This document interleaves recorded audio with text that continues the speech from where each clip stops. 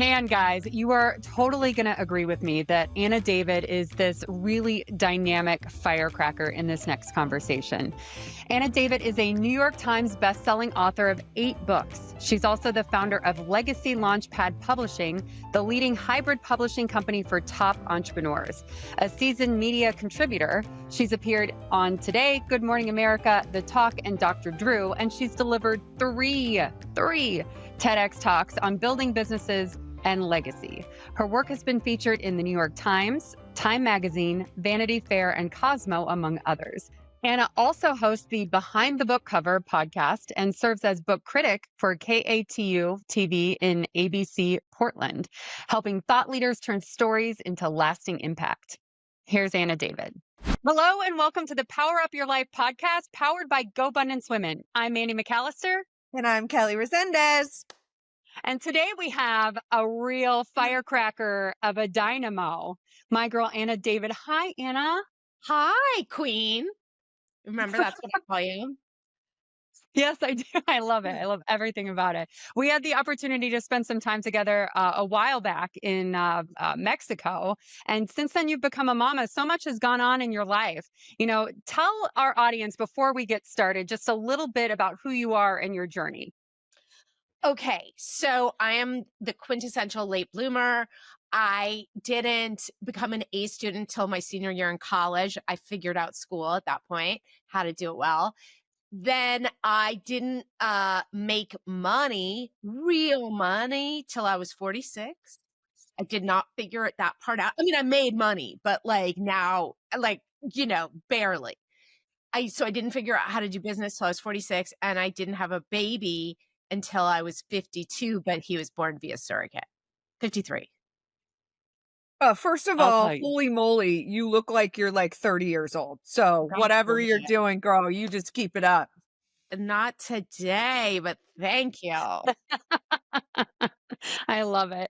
I mean, we at GoBundance Women that you've spent a ton of time with, we focus on helping female entrepreneurs grow their influence and, get unstuck when they feel stuck, because community is that thing that most times takes people to that next level. So in your business, the Launchpad, the publishing Launchpad, I'm very curious to know from all of the work that you do there, what do you see with your entrepreneurs and you personally, when you feel stuck, how do you get them unstuck?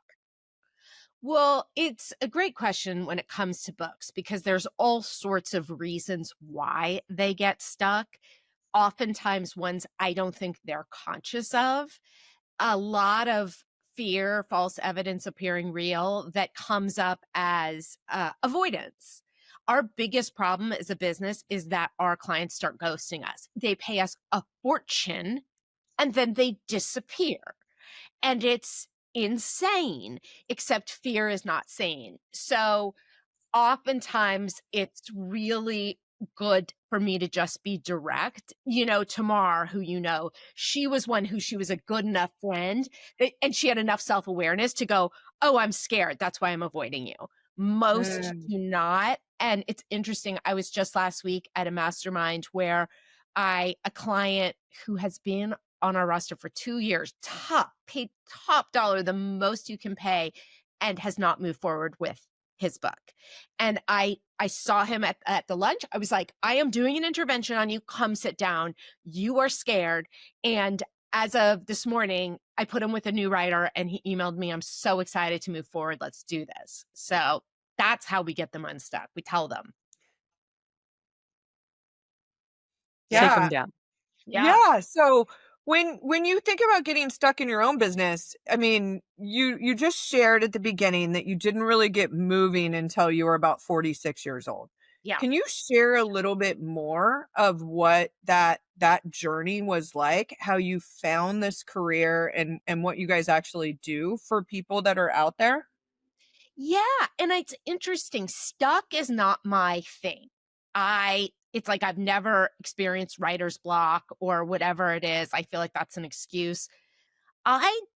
It's weird because it's not like I was stuck.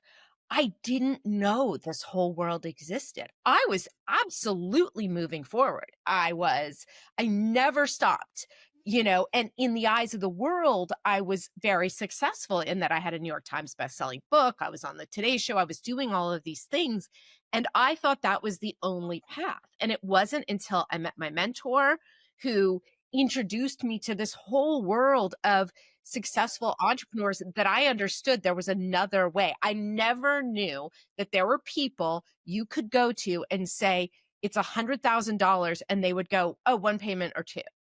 I was used to, can you pay me $500, and them saying you're overcharging. So it was a whole new Yeah. world that I couldn't believe Mm. existed. A lot Wow. of it is like recognizing the worth of things too, your own worth, your product's worth, the things that you're doing. Because if it's worth that $100,000, it's a completely different sales process and ask an avatar. You know, I think just the idea in general of being an entrepreneur and your path, having gone from writing fiction into helping other people have that thud factor of their own book Right. to gain credibility. What's something unconventional that you believe to be true in entrepreneurship that other people might not believe to be true? That was such a good question. One thing in book publishing is all I don't love the word competitors, but all the people I know who do what I do are very focused on book sales. You got to sell a lot of books. I say I'd rather sell 100 books to my ideal client than 10,000 to people whose lives won't change. So that's very specific to books. But I think in terms of entrepreneurship, this is not terribly original, but marketing is more important than ever. I would almost say I spend 75% of my time working on putting myself out there as an expert in my field. And about, the 80/20, I probably spend 80% of my time on that, because it is a beast you have to feed all the time, but it pays off. It's not super quantifiable, because most of it is when someone's already going to work with you, they Google you and they go, oh, she's got podcast, she's got this, she's got that. Very few times is it, I listened to your podcast and I'm hiring you because of that. So to me, that's as important, if not more, than the work you actually do. Yeah, so great. You mentioned before finding a mentor, and we've all heard the power of proximity. Like, tell us a little bit more. How did you find your mentor? How do you really ensure that your environment is supportive of all your own goals? Yeah, it's super interesting because I never heard of having a mentor, literally never heard of the concept until maybe 12 years ago. And my immediate response was like, where is my mentor? Why has my Mm. mentor not shown up for me? I would say I didn't ever experience a lot of them. It's not like I really had many professors in school that were like that, or Mhm. bosses. But my first boss was amazing. But after that, I worked in magazines with completely abusive, horrible people. So that Mm. was opposite of what they were trying to do. But of course, the teacher doesn't appear till the student is ready. So how much of that was me and my Yeah. unwillingness to have the humility required? And Yeah. I think the misconception that a mentor is not just someone who goes and blindly helps you. A mentor is someone you help, who then it I mean, in my experience, who then helps you. It's very mutual. I Mm. remember sort of learning about the concept of a mentor and looking up meetup groups in LA, because I was like, I'm going to find some badass, CEO, female CEO to be my mentor. And I couldn't really swing it. And then Joe Polish, do you guys know Joe? Yeah. Um, it's this beautiful story. It's like I saw him on Facebook and I said, this man's talking about recovery from addiction, which is my Mhm. topic, and he looks really cool. And I sent him, he looks successful in a way that I want to be. I sent him a friend request. He ignored, he didn't even see it. He doesn't do that stuff. My sister-in-law, she was then my brother's girlfriend. I saw that she knew him. And I said, Maria, I want to know this guy. I saw they were Facebook friends. And she said, oh my God. I said, I sent him a friend request. She goes, he'll never see it. Let me just do a text intro. She did. And he's such an amazing guy. And also, it's a testament to my sister in Mm. law that he had a lot of respect for her. And I think he just called me and he's like, "Oh, I'm in LA. What are you doing?" I'm shooting or he looked me up. He, again, speaking to that thing about the importance Yeah. of building that up. He looked me up and he goes, "Wow, you know a lot about addiction. I'm doing a documentary on it. Do you want to be in it?" And he said, "I'm in LA and I have a hotel room." Now, when a man asks you to go to a hotel room, you should, of course, say no. However, Especially in LA. yeah, especially in LA. However, I just said yes. And I show up. I mean, it was like a Sunday day. Bad things can happen at any time, but still, it was not like a, Saturday night. And and he has this whole crew set up in his hotel room. We do the interview. And then he says, "I'm here for this conference called Abundance 360. Mm. My friend Tony is speaking at it." And he gets a text and it's from Tony Robbins. And I'm like, who is this guy? And then so then I had just entered the world of internet marketing because before I started my business, I kept like trying to sell courses and coaching and these things that were just not working for me. But before then, I was like, "Oh, I have this webinar and it's tomorrow and I've prepped for it. I've studied this woman, Amy Porterfield, and I've done everything she suggests and it's going to be so awesome." But I'm nervous. By the by the time I leave, we have breakfast after the interview. By the time I get home, Amy Porterfield has left me a message saying, "My friend Joe called me and said, you're really nervous about your webinar. Do you want me to look at your slides?" Like, this was crazy because I had studied her for a year. And again, I'm like, who is this guy? So then he texts me and he goes, "Do you want to come to dinner with a bunch of people?" So I'm like, okay. And I go to dinner and he seats me across from Dave Asprey, who's this famous entrepreneur. And something happened at that dinner. It's this long table. And at the end, a woman I didn't even speak to picked up the tab. And like, of course, I'd been around, like, I'm in Hollywood, like bougie, fabulous people with tons of money, but I'd never had the experience of someone I never even spoke to paying for my meal for no reason. Mm. And I said, "This is a group I want to be a part of." Sorry, this is such a long answer, but Joe said, "Do you want to come to one of my Genius Network meetings? It's, in a month." And I said, "Okay," but I wrote for the Huffington Post then. And so I said, I can write an article about it. And that, I did that. It super helped him and thus began our relationship. We write books together. We do all sorts of things. That was 7 years ago. So I love that. It is such a mutually beneficial thing that you are showing up to serve someone that can also make introductions to you because it's all people. People are just people. yeah. If they're incredibly successful, if they're, the janitor, it doesn't, people are just people. I think it's such a really inspiring story that you said you didn't have anything figured out. You weren't making money until you were 46. Maybe there's entrepreneurs, listeners to this show that are, late 30s, early 40s, and they want to figure out how to get to that next step. From your experience, tell me a couple actionable steps that helped you get that light bulb to go on, and maybe describe that light bulb a little bit. Well, I didn't give up. I did not. And I think that was the reason. Like I said, I tried courses, I tried coaching. And I think it's really important to see what doesn't work and to be honest with yourself and to go, okay, I gave this everything. And, it's always it can be hard to tell the difference between what is just not the universe's will and what is I need to work harder. And I Mm. think a lot of people can confuse those things. So be really honest with yourself. If you have tried and you are getting blocked, as the word blocked, everywhere you go, and you are killing yourself and you're making no money at it, then it is not your path, but your path is there. And I believe that the longer it takes to find it, the more grateful you're going to be. So I would say, Mhm. don't listen to the experts who say, oh, things like, if you create a course like I create a course, you're going to have the success that I have. I think it's really what when with the book publishing, I don't say I can show you how to become a New York Times bestselling author because I can't. I can't control that. What I can say is I can show you how to build an authority building book, and I can do that for you. And I can show you how to help you earn 7 figures from that, because anybody I'm going to work with has the ability to do that.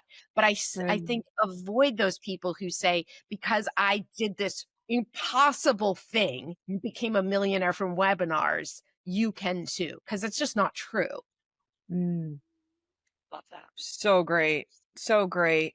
I want to dig into just something a little bit deeper. You said you were kind of a part of the addiction, space and whatnot. And Yeah. obviously knowing you, like your energy is contagious. Like Oh, you're just that person that lights up a room. What have you really done for yourself from a personal growth perspective? One thing that so many entrepreneurs don't realize is who we're being is as important as what we're doing. What are yeah. some of the things that you do to really ensure your energy is in alignment with your highest power? Well, it almost never stops, not because I'm some saint, but because it's required for me to function. Um, I go to 12-step meetings. I work a 12-step program, which is super different than just going to meetings.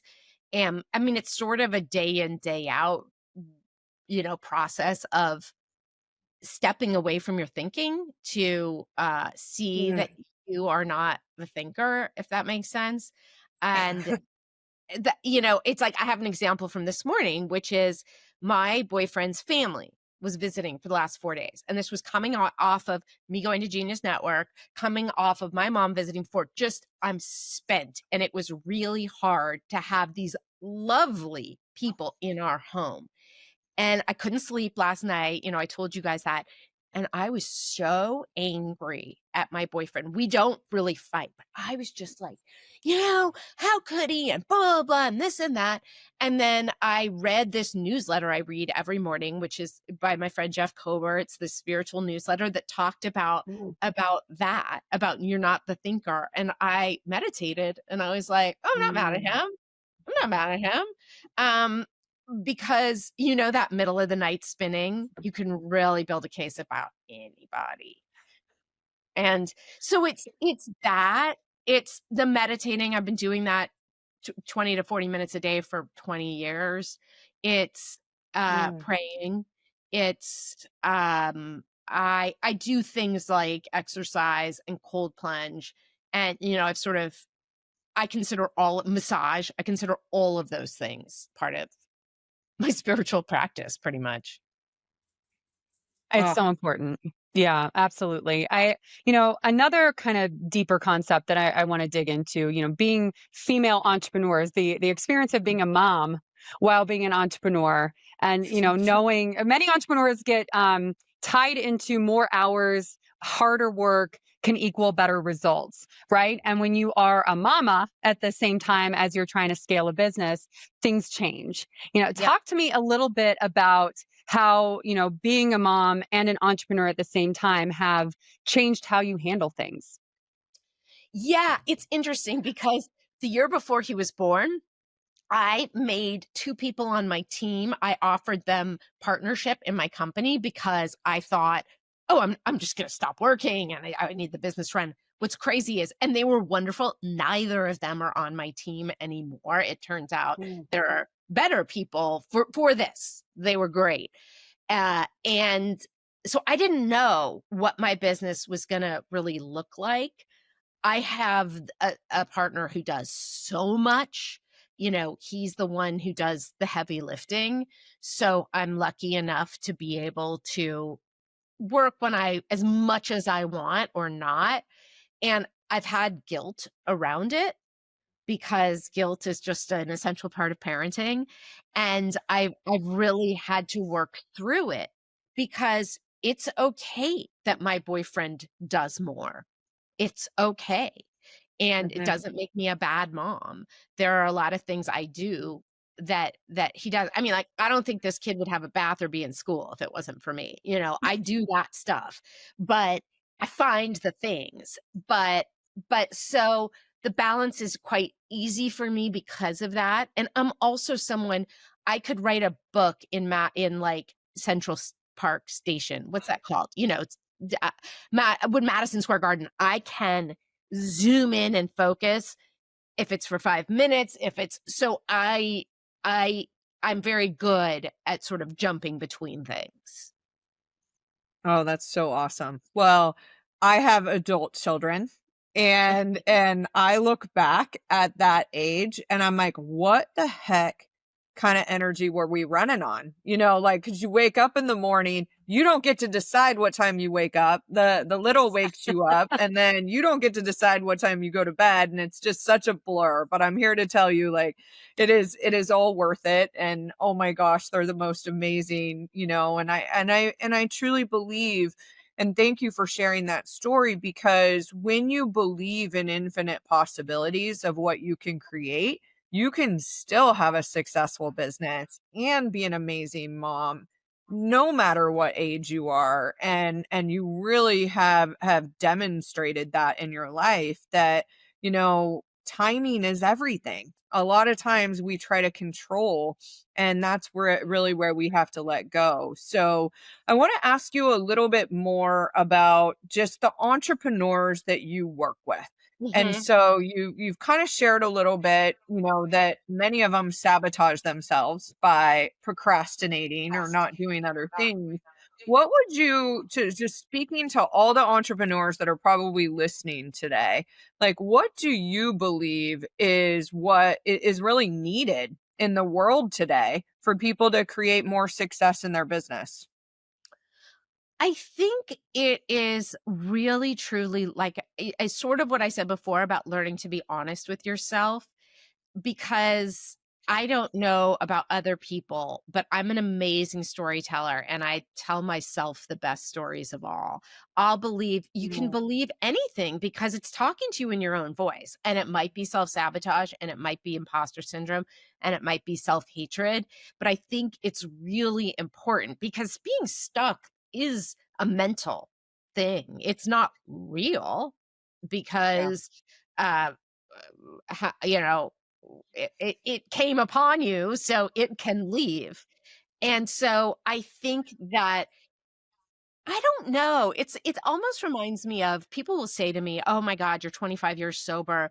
That must be so hard." And I always say, "No, the before times were hard. This is easy comparatively speaking." I find being successful and running a really big company a lot easier than not. And so I think that people are scared of success, but what it gives you is freedom. It gives you the ability to Mm. say, I'm going to work as much as I want and spend as much time with my kid as I want. And so, and I think people shouldn't be afraid to delegate if possible, if they're not in the financial situation yet, getting an intern, finding ways to not do the things that are just gonna be busy work.